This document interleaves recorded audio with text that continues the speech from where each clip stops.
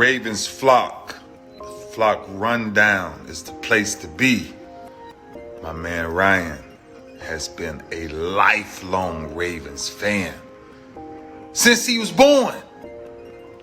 The flock rundown. Nothing gets better than waking up and wondering how high we can fly. Tune in. Motionless brainwaves attempt to swim their way to sense, can't tame the untamed. Appreciate you, Ray. What's up, Ravens fans? My name is Ryan, and welcome back to another episode of the Flock Rundown game preview episode. We got the Ravens versus the Bengals in Cincinnati this weekend, 1 o'clock game. First AFC North game for the Ravens. So let's dive into all the details of this matchup. We'll start with the injury reports. Looking great for the Ravens. Everyone's been practicing this week. It looks like Arthur Millette is going to be the only for sure out, and he's just coming back off a soft tissue injury. Harbaugh confirmed today that he re-aggravated that a little bit. So next week, he'll be considered day-to-day, but he's definitely going to be out this Sunday. And then for the Bengals, they're getting some guys back. B.J. Hill's going to be back, but they're going to be without cornerback Mike Hilton and without defensive tackle Sheldon Rankins. And this game sets up for the Ravens to be able to have a dominant attack on the ground again. I think this is a huge Derrick Henry, Lamar Jackson game. What's new? It's been that way for the last couple weeks. But I don't think anything changes. I mean, the Bengals front has not been great. I know they're getting Hill back, but they weren't great last year with all those guys, and they're even worse this year. I think they play a bit soft up front, and the Ravens are the worst team for them to run into. Now, obviously, Bengals' back is against the wall. The intensity of a division matchup is going to ramp that up a little bit. The Bengals are at home, so they might play better. They might play better than they've played all season long. I wouldn't be surprised. But from watching their other games this year, this defense is going to let up some points. The Ravens have no excuse not to be able to score points on this defense. And I think the Ravens roll out the same offensive line as last week that performed so well against Buffalo, because why change anything up? Voorhees is still dealing with an ankle injury. He's not missing practice. I don't think he's going to be out for the game, but I would still play McCary at left guard and keep Roger Rosengarten at right tackle and just run this line again against the Bills. And that's not a knock on Voorhees. It's just let him get to 100%. This line last week worked so well. Like, let's get Voorhees back to 100%. Then we can toss him back in and evaluate whether he should stay at left guard completely or not. But right now, it makes the most sense to roll a healthy offensive line out there that is coming off their best week against Buffalo, and I think can see continued success against this Bengals defense. And if they're selling out to stop the run, because teams are going to start to do that. The Ravens have been absolutely demoralizing teams on the ground. So if the Bengals are really selling out to stop the run, then we should be able to attack their secondary too. It's not like they have some elite secondary that I don't think our receivers or tight ends can win their matchups against their corners or linebackers. The Bengals are going to be without Hilton, so that's one guy down in their secondary, and I just feel like we're going to be able to win our matchups regardless. I really don't think that this is a game where the Ravens aren't going to be able to score points unless they have a lot of self-inflicted penalties and mistakes and turnovers and things like that. If they're beating themselves, if they're not playing with as much juice as they were last week, then yeah, we're going to see a different type of game. But if the Ravens play to their potential, and that is a big if, we've seen many games where they're not doing that, but if they can play to their potential, there's no way the Ravens offense isn't scoring 30 points in this game. I guarantee it. I guarantee you if we play with the same type of energy and intensity that we played against Buffalo, we're going to be putting 30-plus up on this Bengals defense. Now, whether that's on the ground or not really depends on how much they want to commit to stopping this run.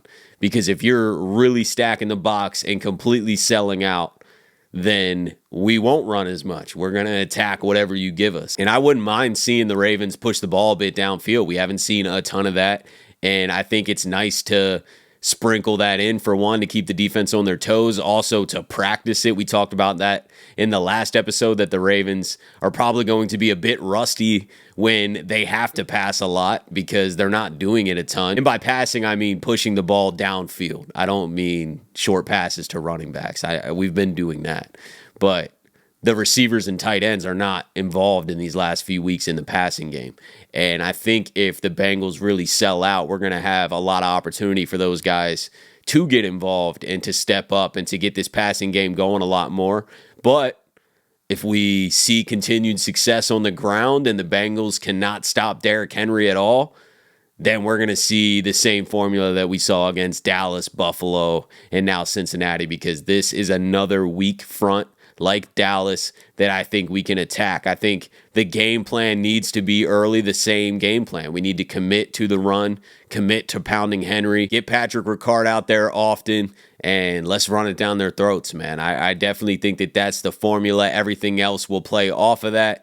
But if they're coming with a different approach and we're not seeing the same success on the ground, then I know there's opportunity elsewhere. So I am very confident in the Ravens offense against this Bengals defense. I think that this is not going to be a major challenge for our offense, and we should be able to move the ball up and down the field. Flipping over to the other side of the ball for both teams, this Bengals receiving unit is not the Bills receiving unit. And last week, there was an approach to just get physical and play these guys straight up and get in their face.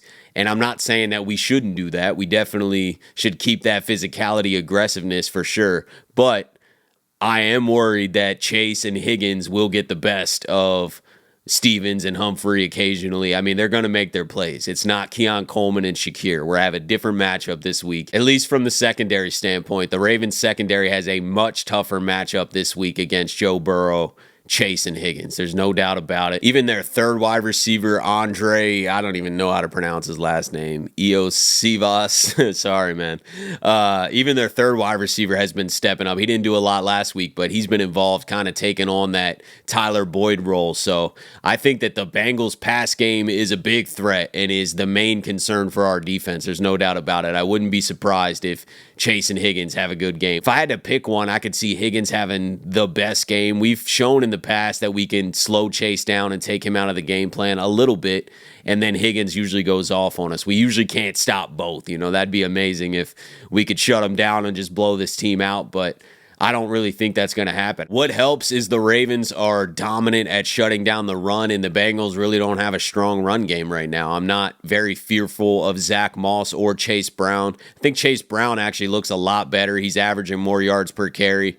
I wouldn't be surprised for them to get him a little bit more involved, especially in the pass game. But overall, their run game is not what concerns me at all. I think that we need to have a strong game plan for Higgins and Chase, and we need to get pressure on Burrow. If we can make the Bengals one-dimensional and get pressure on Burrow, then the Ravens defense is going to have a great day. But I would not be surprised if the Bengals are able to put up some points in this game. I think this game could be higher scoring. And I love our secondary, don't get me wrong. I trust Marlon Humphrey, Brandon Stevens, Nate Wiggins, these are great players. Our safeties, Marcus Williams, Kyle Hamilton, Eddie Jackson, we're loaded. But I'm not naive to the fact that guys like Jamar Chase and T. Higgins and Joe Burrow delivering on the ball can make some plays. It's hard to come into a game and just assume that that's not going to happen. We're not going to shut down their entire offense. I wasn't as surprised last week against Buffalo because their receivers aren't game-breaking receivers. I knew that our corners could really slow them down all game long.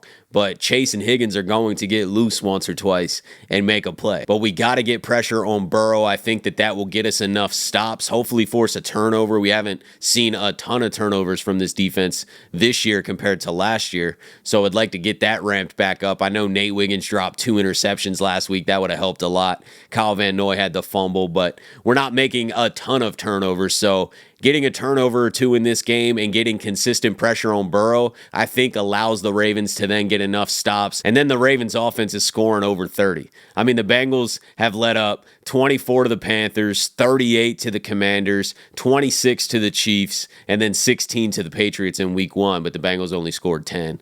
But for the most part, teams are scoring around 30 points against the Bengals, and the Bengals haven't even played an offense like Baltimore's. None of those offenses that they have played is as dynamic and multiple as Baltimore's offense is right now. And none of those teams have as dominant of a run game. So the Bengals are really going to have to choose in this game. Are we selling out to slow this run game down and try and stop Derrick Henry? Then you got to deal with Lamar on the outside or play action passes with guys in a lot of one-on-one matchups. I think the Ravens are at a very advantageous position in this game against the Bengals defense, and I see them scoring 30 plus. I literally don't see a way the Ravens don't score 30 plus. So this defense just needs to make sure that they're communicating in the secondary, they're getting pressure on Burrow and stopping the run, and the Ravens have a great formula to win this game. But there's an emotional aspect that I want to dive into as well, and that is that the Bengals' backs are against the wall. They're facing 1-4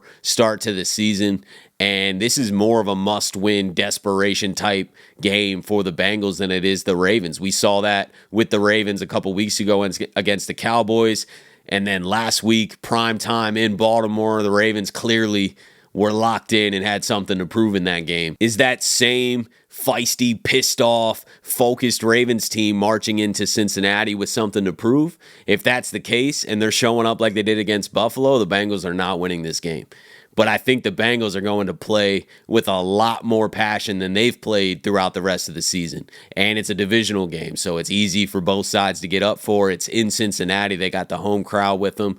I could just see the Bengals playing harder than they've played all season long with their backs against the wall, which obviously makes this a tighter game and a harder game for Baltimore to do what they want to do. You know, you can watch the Bengals all day long against these other teams on tape, but it's just not the same pressure as your back's against the wall. It's a divisional rival and you're at home. I just feel like the Bengals could really show up in a big way. And that doesn't mean that I'm picking the Bengals. I just think that this game could be a lot closer because of those reasons. But let's get into some bold predictions for this game. These aren't obvious things that I think are going to happen. I'm going against the grain a little bit and tossing some predictions out there. I think we're going to take a few more shots downfield this game, even if our running game is working at a high level. So I'm going to say Zay Flowers catches a 50-plus yard catch. And then I also got Mark Andrews scoring his first touchdown of the season. I just feel like there's been so much talk about Mark Andrews these past few weeks and how little he's involved.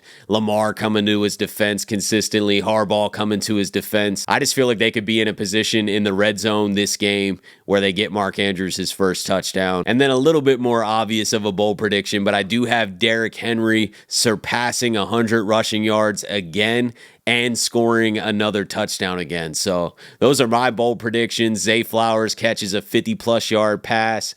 Mark Andrews scores his first touchdown of the season, and Henry gets over 100 rushing yards and another touchdown. But let me know what your bold predictions are. Go out on a limb, be aggressive with it. And then also let me know what your score predictions are. I'm going with a little bit more of a higher scoring game.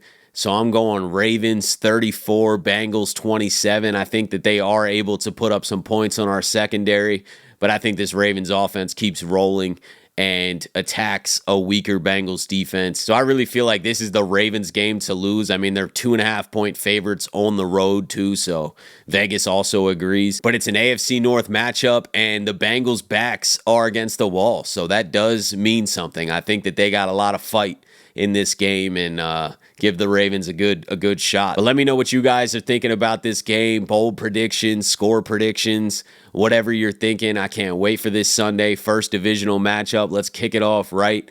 Start out 1-0 in the division and bury the Bengals, man. That's what we really need to do. So appreciate you guys, as always, for tuning in to another episode of the Flock Rundown. Have a beautiful rest of your day, and I'll talk to you guys soon. Motionless brainwaves attempt to swim their way to sense, can't tame the untamed.